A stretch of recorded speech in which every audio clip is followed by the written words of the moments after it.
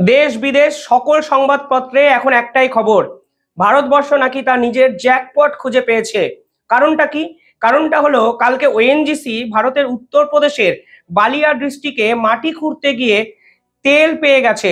এর ফলে নাকি ভারতবর্ষের ভাগ্য সম্পূর্ণভাবে বদলে যেতে চলেছে। কাল থেকে যে খবরে রীতিমতো তোলপাড় হয়ে গেছে, সেই খবরের গভীরতায় যদি আপনারা ঢোকেন তাহলে একাধিক এমন কিছু তথ্য জানতে পারবেন তা হয়তো আপনাদেরকে চমকে দিতে পারে। আজ এই সহজ সরল ভাষায় আপনাদেরকে উত্তরপ্রদেশের বালিয়া ডিস্ট্রিক্টের তেল উৎপাদন, তেল খনন এবং এর ভবিষ্যৎ সম্ভাবনা নিয়ে আপনাদের বলবো। বালিয়া ডিস্ট্রিক্ট কিন্তু ভারতবর্ষের অন্যতম ঐতিহাসিক একটি জায়গা। জায়গাটি যদি আপনারা সার্ভে করেন তাহলে বুঝবেন এই জায়গাটি বিহারের একদম কাছাকাছি অবস্থিত, কিন্তু উত্তরপ্রদেশে অবস্থান করছে এবং এর খুব কাছ থেকে গঙ্গা নদী প্রবাহিত হয়েছে। জায়গাটি এতটাই ঐতিহাসিক যে জওহরলাল নেহেরু এবং মহাত্মা গান্ধীর মতো ব্যক্তিত্ব এই জায়গায় কোনো না কোনো সময় গেছিলেন। এমনকি আরো শুনলে অবাক হবেন, যে জায়গায় এই খনন কাজ চালানো হয়েছে সেই জায়গাটিকেও একটি স্বাধীনতা সংগ্রামী জায়গা বলে চিহ্নিত করা হয়েছে এবং এই জায়গাটিতে ভারত সরকার চিট্টু পান্ডেকে স্বাধীনতা সংগ্রামের জন্য দিয়েছিলেন। এই চিট্টু পান্ডেকে বলা হয় শের-ই বালিয়া। অর্থাৎ এই চিট্টু পান্ডের বর্তমান যারা ফ্যামিলি মেম্বাররা আছে তারা ভারত সরকারের সঙ্গে সহায়তা করেছেন, ওএনজিসি কে দিনের পর দিন সার্ভে করতে দিয়েছেন এবং অবশেষে দীর্ঘদিন ধরে তেল খনন শুরু হয়, তেল খোঁজা শুরু হয় এবং মাটি খননের পর তেলের সন্ধান কিন্তু মিলেছে কাল। প্রশ্নটা হলো, দেখুন আমাদের এই ভারতবর্ষ ঐতিহাসিক একটা জায়গা, যুগের পর যুগ থেকে পশু পাখি গাছপালা মাটির তলায় চাপা পড়ে গেছে, এমনকি ডাইনোসরের অস্তিত্ব কিন্তু এই ভারতবর্ষে পাওয়া যায়। ফলে ভারতবর্ষের মাটি থেকে তেল পাওয়া যাবে এটা কিন্তু নতুন কিছু নয়। কিন্তু সমস্যা হলো ভারত সরকার এতদিন অবধি এই মাটি খোঁড়ার কাজে ইনভেস্টমেন্ট করার মতো জায়গায় ছিল না। দিনের পর দিন কিছু কিছু জায়গায় ওএনজিসি ডিগিং প্রসেসটা চালু করেছে, কিন্তু এই ডিগিং প্রসেস এতটাই খরচা সাপেক্ষ তা কিন্তু ভারত সরকারের কাছেও অত্যন্ত রিস্কি একটা হয়ে যেত। এই বালিয়ায় যেখানে এই তেল খননের কাজটা হয়েছে, একটি কুয়ো মাটির তলায় যেতে 85 কোটি টাকা খরচ হয়েছে। কেন 85 কোটি টাকা? অনেকেই প্রশ্ন করবেন। কারণ দেখুন, যেখানে সেখানে খুললে তো হয় না। 3 মাস ধরে সার্ভে করা হয়েছিল পার্টিকুলার জায়গাতে, এরপর স্যাটেলাইটের মাধ্যমে পরীক্ষা নিরীক্ষা করা হয়েছে, পরবর্তীকালে জিও কেমিক্যাল ইউজ করা হয়েছে, এমনকি গ্র্যাভিটি ম্যাগনেটিকের সাহায্যে মাটির কতটা গভীরে গেলে কত রকমের তেল পাওয়া যেতে পারে এই ধরনের পরীক্ষা নিরীক্ষা করেই 3 মাস ব্যয় করা হয়েছে। অবশেষে কিন্তু মাটি খোঁড়ার কাজ শুরু করা হয়েছে।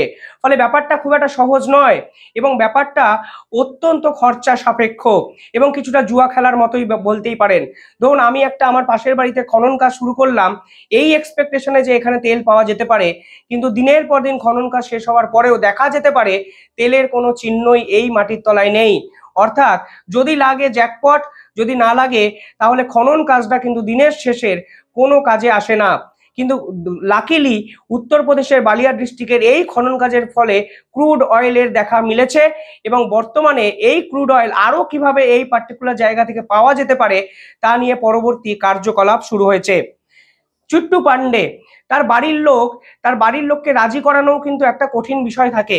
দেখুন, আপনার বাড়িতে যদি সরকার বলে মাটির তলায় খুঁড়বো, আপনিও হয়তো দেওয়ার আগে দুবার ভাববেন। ফলে সমস্ত প্রক্রিয়াটাই অত্যন্ত সহজভাবে হয়ে গেছে। এর জন্য ভারত সরকারকে প্রতি বছর মাটি খোঁড়ার জন্য 10 লক্ষ টাকা করে চিট্টু পান্ডের পরিবারকেও কিন্তু দিতে হবে। এমনকি এই 6.5 একর জমি, সেই 6.5 একর জমি লিজ নেওয়ার জন্য ভারত সরকারও কিন্তু লামসাম একটি অ্যামাউন্ট এই পরিবারকে দিতে হয়েছে। অর্থাৎ আপনি 3 বছরের জন্য 6.5 একর জমি দিয়েছেন, এর বিনিময়ে আপনি 10 লক্ষ টাকা প্রতি বছর পাবেন এবং লামসাম একটা অ্যামাউন্ট পাওয়া গেছে। সব মিলিয়ে পুরো বিষয়টাই প্রথম থেকে কিন্তু অত্যন্ত মসৃণ ভাবে গেছে এবং অবশেষে কালকে এই পার্টিকুলার জায়গা থেকে তেল পাওয়া গেছে। এর আগেও ভারতবর্ষের 5-6টা জায়গা থেকে এই ধরনের তেল কিন্তু ডিসকভার করা গেছিল। আসাম, গুজরাট প্রত্যেকটি জায়গায় ওএনজিসি কিন্তু দুর্দান্ত কাজ করে তেলের সন্ধান পেয়েছিল। কিন্তু কতটা তেল পাওয়া যাচ্ছে এবং সেই তেলকে কিভাবে ব্যবহারযোগ্য উপাদানে পরিণত করা যাবে, এখানেও কিন্তু প্রসেসের একটা জটিলতা আছে। পাশাপাশি মাটির তলায় এই চিট্টু পান্ডের যেখানে তেল পাওয়া গেছে সেখানে দেখা গেছে হাইড্রোকার্বন এবং ফসিল ফুয়েল মাটির তলা থেকে অনেক অংশে পাওয়া গেছে।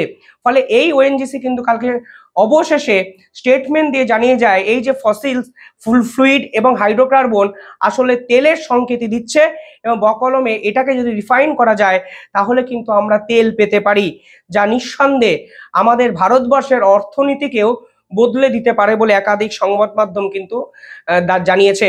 এই পুরো খনন কাজে প্রত্যেক দিন 25,000 লিটার জল লাগছে। ভাবতে পারছেন, 25,000 লিটারের জলের যোগান এখানে ভারত সরকারকে জোগাড় করতে হচ্ছে, এবং এর ফলে এই জায়গারও বিভিন্ন রকম পরিবর্তন আসতে পারে। তা ভিডিওটি শেষ অবধি দেখলে আপনারা বুঝতে পারবেন। প্রত্যেকদিন 25,000 জলের সাহায্যে কি করা হচ্ছে, এই 25,000 জলের সাহায্যে এই পার্টিকুলার জায়গাকে কেন্দ্র করে আরো 3,000 কিলোমিটার জায়গা কিন্তু খনন কাজ চালানো হবে, এবং মাটির প্রায় 3,000 মিটার নিচেও কিন্তু নামা হবে। অর্থাৎ সব মিলিয়ে এই হিউজ একটা রেডিয়াসে এই কর্মযজ্ঞ চলবে, কারণ ভারত সরকার মনে করছে যদি একটি জায়গা থেকে এইরকম তেলের বা তৈলাক্ত উপাদান পাওয়া যেতে পারে, তাহলে সমগ্র বালিয়া ডিস্ট্রিক্টকে কেন্দ্র করে একাধিক গ্রামেও হয়তো এই ধরনের তেলের সন্ধান পাওয়া যেতে পারে। এই পার্টিকুলার জায়গাটির নাম হলো সাগরপল্লী গ্রাম। এই সাগরপল্লী গ্রামের কিছুটা দূরেই গঙ্গা নদী প্রবাহিত হয়েছে। এই গঙ্গা নদী কেন্দ্রিক 25,000 কিলোমিটার প্রত্যেকদিন জল উত্তোলনে ব্যবহার করায় পরিবেশগত কিন্তু একাধিক রিস্ক ফ্যাক্টরও এখানে কাজ করে, যা ওএনজিসি এবং ভারত সরকার দুপক্ষকেই কিন্তু ভাবতে হচ্ছে।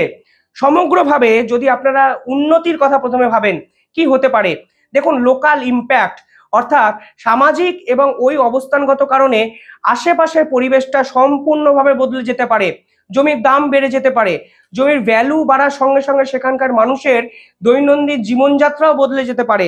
শুধু তাই নয়, এই পার্টিকুলার জায়গায় যদি কোনো একটা অর্গানাইজড কোম্পানি সেট আপ করা যায়, তাহলে এমপ্লয়মেন্ট অপরচুনিটিস কিন্তু দ্বিগুণ মাত্রায় বেড়ে যেতে পারে বালিয়া ডিস্ট্রিক্টকে কেন্দ্র করে।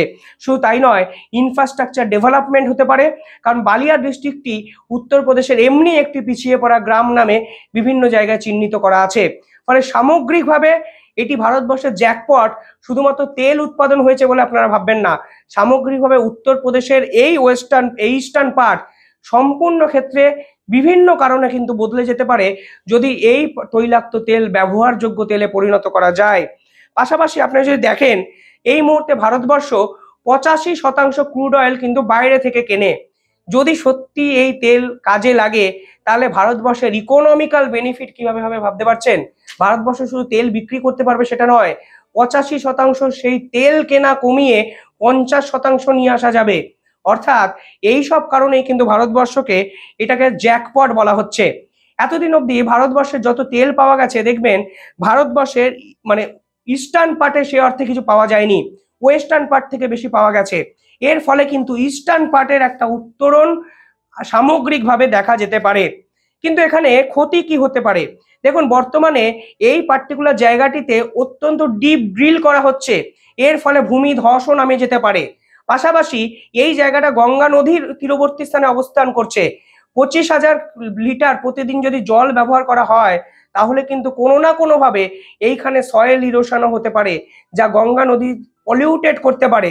এবং বর্তমানে এই জায়গাটায় যে অবস্থা, তা অত্যন্ত নয়েজ পলিউশন, সাউন্ড পলিউশনের মতো পরিবেশের ক্ষতিও হতে পারে, যা বিভিন্ন বিজ্ঞানীরা বলছেন।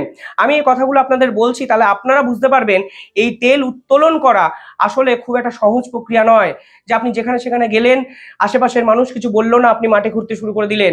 সমস্ত কিছু নিয়ম মেনে এই তেল উত্তোলনের কাজ কিন্তু করতে হয়, এবং ভবিষ্যতে যদি এই কাজ করা যায়, তাহলে ভারতবর্ষের কোট আনকোট জ্যাকপট হয়তো উত্তরপ্রদেশের এই তেলের খনি। পাশাপাশি যদি পরিবেশ নিয়ে আপনারা ভাবেন, তাহলে দেখবেন প্রথম কথা হলো গঙ্গা বেসিন, এই সমস্যায় অলরেডি আমি বলেছি। দ্বিতীয় কথা, মাটিতে যদি আপনি এত পরিমাণ জল ঢালেন, তাহলে ওয়াটার কনজাম্পশন যদি এই পরিমাণে বেড়ে যায়, তাহলে মাটিতে বহু চেঞ্জ আসতে পারে। এবং শেষ 3 মাস ধরে যেভাবে এই চেঞ্জ হয়েছে, সেখানে কিন্তু অত্যন্ত অর্গানাইজড কিছু সেট আপ করাটাও কঠিন একটা জায়গায় যেতে পারে।